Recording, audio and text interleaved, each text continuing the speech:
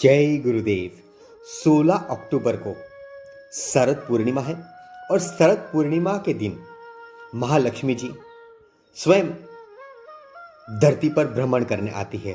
उस दिन यदि हम सभी महालक्ष्मी जी और विष्णु भगवान की दोनों की साथ में आराधना करते हैं, पूजा पाठ करते हैं, तो आपके जीवन में सर्व संपूर्ण सुख जो है वह आपको प्रदान होने लगता है।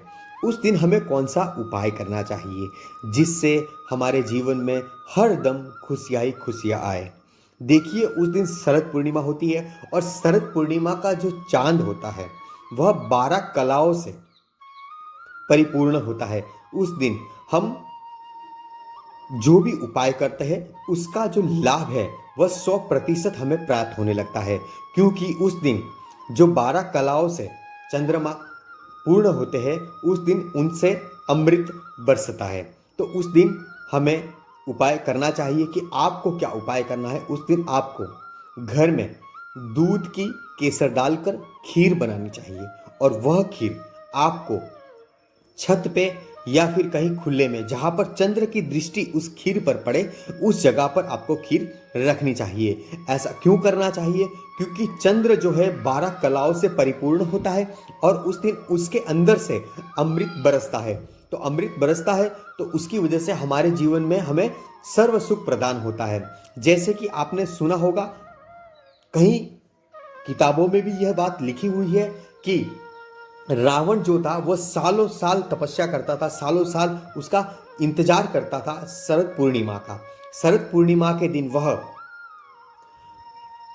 मिरर यानी कांच के माध्यम से अपनी नाभि में चंद्र की दृष्टि पड़वाता था। उससे क्या होता था कि वह हरदम जवान और हरदम सुखमय होता था। उसके जीवन की सारी जो सुखमय वस्तुएं होती थी वह उन्हें प्रदान होती थी।